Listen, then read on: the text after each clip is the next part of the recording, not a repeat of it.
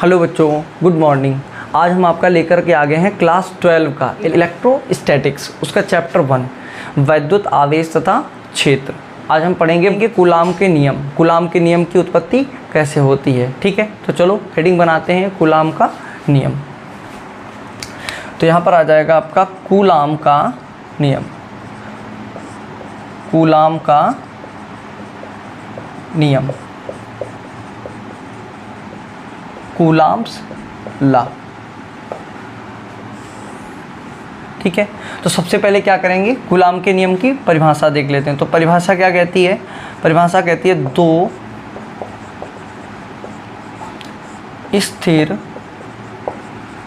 दो स्थिर आवेशों के बीच लगने वाला आकर्षण अथवा प्रतिकर्षण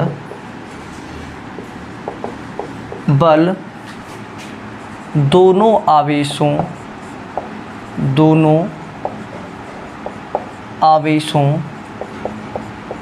की मात्राओं के गुणनफल के अनुक्रमानुपाती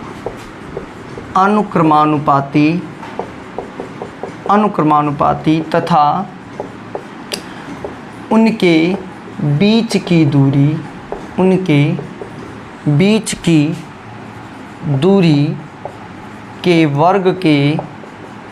के वर्ग के व्युत्क्रमानुपाती होता है।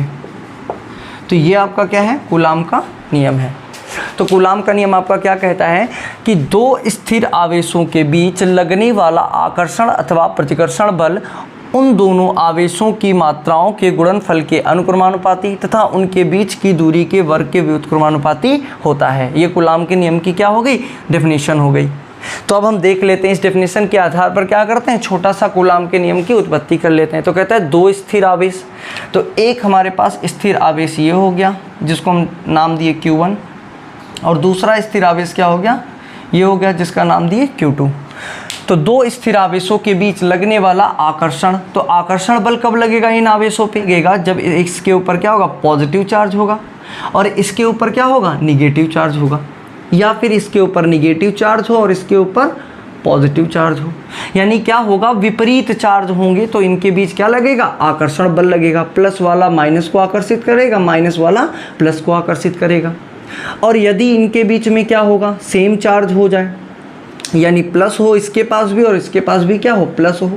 इसके पास भी माइनस हो और इसके पास भी क्या हो? माइनस हो। तो इनके पास क्या हो गया? एक समान चार्ज हो गया। तो एक समान चार्ज हो गया तो प्लस प्लस को क्या करेगा? रिपेल करेगा, उधर प्रतिकर्षण लगाएगा, और ये प्लस इस प्लस को क्या करेगा? इधर रिपेल करेगा। तो ये एक दूसरे को प्रतिकर्षित करेंगे तो क्या होगा? एक दूसरे से दूर जाएंगे। ठीक है, और ऐसे निगेटिव इसको क्या करेगा? रिपेल करेगा, और निगेटिव इसको भी रिपेल करेगा। तो इनके बीच क्या होगा? प्रतिकर्षण होगा।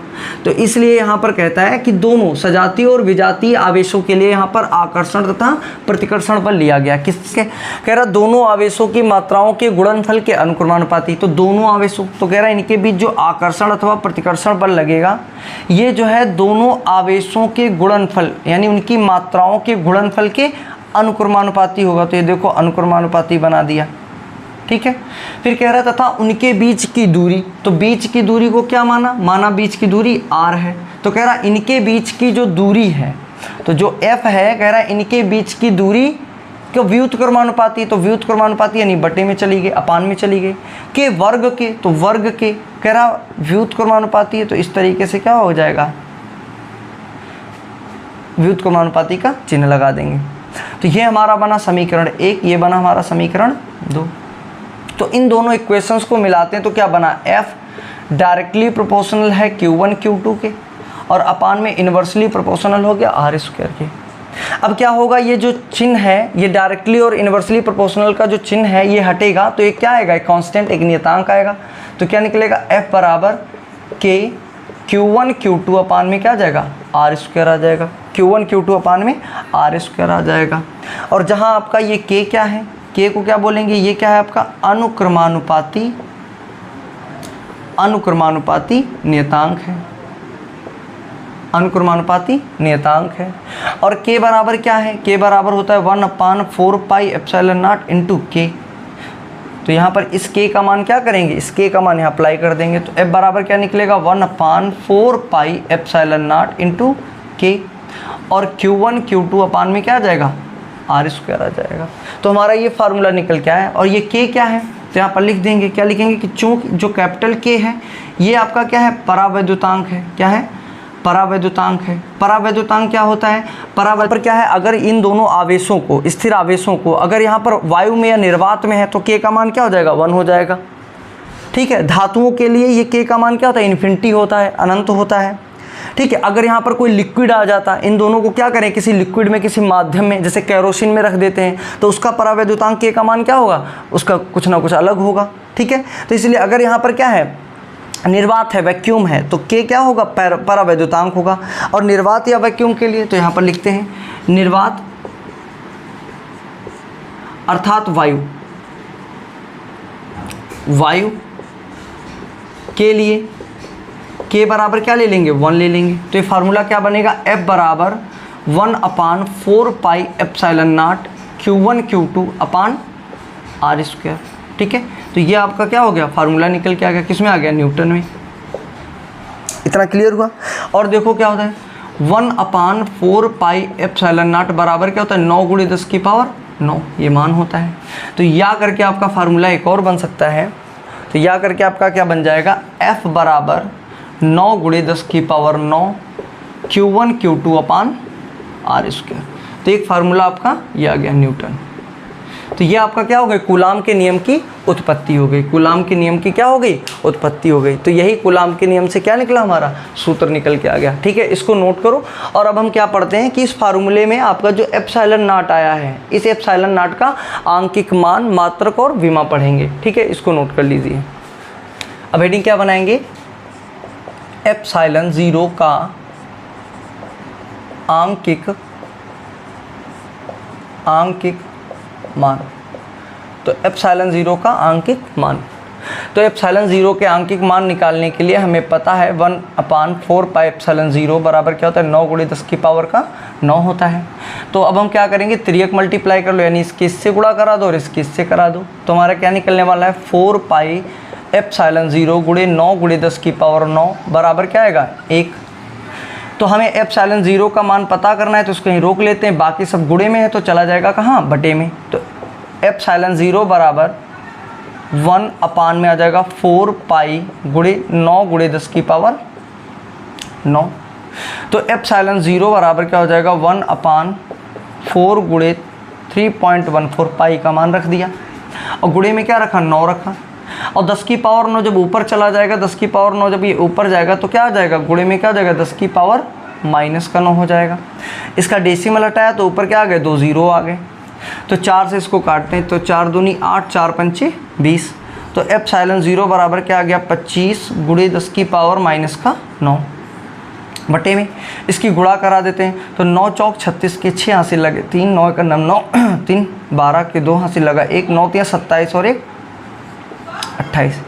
यानी 28 26 को जब भाग देंगे तो यहाँ पर क्या करेंगे, 28 और 26 को 25 से क्या देंगे, भाग देंगे। तो यहाँ पर दशमलव लगाया, यहाँ पर 0 आया, यहाँ 0 लगाया, यहाँ 0 आया, एक और 0 लगाया, 1 0। यानी ये क्या हो गया, 2826 अब 25,000 से जाएगा। तो आप इसको डिवाइड करना, तो आपका आंसर आएगा 0.00885। ठीक है, इसको चेक कर लेना, यही आपका आएगा निकल के। तो 28 26 को कट करा तो क्या है, 0.00885 निकला। तो यहाँ निकलेंगे एप्सिलॉन 0 बराबर 0.00885 × 10⁻⁹ अब यहाँ पर क्या करेंगे, राउंडिंग ऑफ का नियम लगाएंगे। तो डेसिमल को यहाँ से यहाँ तक क्या करेंगे, शिफ्ट करेंगे। तो एप्सिलॉन 0 बराबर 8.85 × 10⁻⁻9। और डेसिमल क्या है, जब लेफ्ट से राइट मोशन करता है तो माइनस चार्ज आता है। देखो जब डेसिमल, ये क्या है आपका डेसिमल, और क्या करता है, लेफ्ट टू राइट मोशन करता है तो 10 की पावर पे माइनस चार्ज आता है। और जब डेसिमल क्या होता है, राइट टू लेफ्ट मोशन करता है तो 10 की पावर क्या होता है, प्लस चार्ज आता है। ठीक है, तो इसलिए यहाँ पर क्या आया, एप्सिलॉन 0 बराबर 8.85 गुणे 10 की पावर माइनस का 12। तो ये आपका क्या निकल के आ गया, एप्सिलॉन 0 का आंकिक मान निकल के आ गया। ठीक है, तो निकाला इस तरीके से जाता है, हो सके तो आप इसको क्या करना है, याद रखना, क्योंकि ये न्यूमेरिकल्स में बहुत ही यूज़ होगा। तो एप्सिलॉन 0 बराबर क्या होता है, 8.85 गुणे 10 की पावर माइनस 12 होता है। इसको नोट कर लो। अब क्या करेंगे, एप्सिलॉन 0 का क्या निकालेंगे, मात्रक और विमा देख लेंगे। ठीक है, नोट करो। नेक्स्ट क्या आ जाएगा, एप्सिलॉन 0 का मात्रक व विमा, एप्सिलॉन 0 की मात्रक व विमा। तो देखो एप्सिलॉन 0 की मात्रक हम कैसे निकालेंगे, तो हमें फार्मूला पता है, क्या पता है कि F बराबर 1/4 पाई एप्सिलॉन नॉट, ये निर्वात तथा वैक्यूम के लिए है, तो K को क्या करेंगे, 1 मान लेंगे, Q1 Q2 अपान में R²। तो इसके अपान में 1 है तो क्रॉस मल्टीप्लाई कर देंगे। तो जब क्रॉस मल्टीप्लाई करेंगे तो क्या हो जाएगा, 4 पाई एप्सिलॉन नॉट, F की इन तीनों की गुणा हो जाएगी। तो यहाँ पर आ जाएगा F गुणे 4 पाई एप्सिलॉन 0 गुणे R² equal to Q1 Q2। तो हमें इसकी मात्रक और विमा ज्ञात करनी, तो इसको रोकते हैं, बाकी सब गुणे में है तो उधर क्या चला जाएगा, अपान में चला जाएगा। तो एप्सिलॉन 0 बराबर Q1 Q2 और अपान में आ जाएगा F गुणे 4 पाई गुणे R²। अब देखो ये जो 4 पाई है, ये 4 पाई आपका क्या है, ये आपका मात्रकहीन व विमाहीन राशि है, व विमाहीन राशि है, यानी ना तो इसका कोई मात्रक होता है और ना ही इसकी कोई विमा होती है। तो एप्सिलॉन नॉट बराबर क्या हो जाएगा, तो पहले मात्रक दे दें। तो Q का मात्रक क्या होता है, आवेश, आवेश का मात्रक क्या होता है, कूलाम। तो यहाँ पर क्या लिखेंगे, कूलाम हो जाएगा। इस Q का भी क्या हो जाएगा, कूलाम हो जाएगा। अपान में इस F का क्या हो जाएगा, न्यूटन हो जाएगा। इनटू इस R का क्या हो जाएगा, R है दूरी, तो दूरी क्या हो गया, मीटर, और मीटर का क्या हो गया, स्क्वायर हो गया। तो यानी एप्सिलॉन 0 बराबर कूलाम, कूलाम क्या निकला, कूलाम का स्क्वायर हो गया, कूलाम स्क्वायर प्रति, ये क्या आ गया, न्यूटन डैश मीटर स्क्वायर। तो ये इसका क्या हो गया, मात्रक निकल के आ गया। एप्सिलॉन 0 का क्या निकला, कूलाम स्क्वायर प्रति न्यूटन डैश मीटर स्क्वायर। अब इसकी हम क्या देख लेते हैं, विमा देख लेते हैं। इसकी विमा इसी फार्मूले से देख लेते हैं। तो एप्सिलॉन 0 बराबर Q1 Q2 क्या हो गया, तो देखो विमा निकालने के लिए आप इतना याद रखना कि जो द्रव्यमान होता है, जो द्रव्यमान होता है, द्रव्यमान को विमा में क्या करते हैं, कैपिटल M से उसकी विमा दिखाते हैं। और जो समय होता है, समय को कैपिटल T से दिखाते हैं। जो दूरी होती है, दूरी की जो विमा होती है उसको कैपिटल L से। और जो धारा होती है, धारा को क्या करते हैं, A फॉर एम्पियर से रिप्रेजेंट करते हैं। तो इतना आप याद रखना, ठीक है। अब देख लेते हैं, तो Q के लिए फार्मूला क्या होता है। अब Q के लिए क्या जानते हैं, तो जानते हैं Q बराबर क्या होता है, देखो Q बराबर होता है I गुणे T। तो I की विमा क्या हो गई, A, और T की विमा क्या हो गई, T। तो Q की विमा क्या हो गई, AT। Q की विमा क्या हो गई, AT। तो हम रख लेते हैं यहाँ पर। तो यहाँ पर क्या होगा, एप्सिलॉन 0 बराबर इस Q की विमा, इस Q की विमा क्या करेंगे, AT रख देंगे। फिर इस वाले Q की विमा भी क्या होगी, AT हो जाएगी।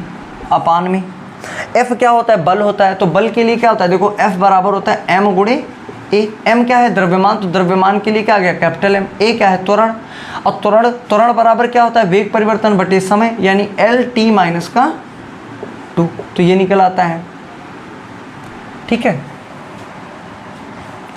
तो अब क्या हो जाएगा, यहाँ पर क्या करेंगे, F की विमा यहाँ पर रख देते हैं। तो ये हो जाएगा MLT माइनस का 2 इंटू ये क्या होगा, 4 पाई, तो क्या है, विमाहीन राशि है। तो R क्या हो गई, दूरी, दूरी मतलब हो गया L का स्क्वायर कर लेंगे, L का क्या कर लेंगे, स्क्वायर कर लेंगे।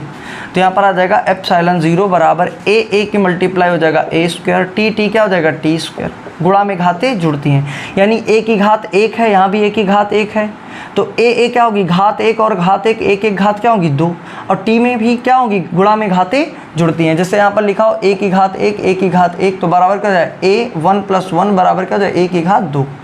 ऐसे T की घात 1 गुणा T की घात 1 बराबर क्या हो जाएगा, T।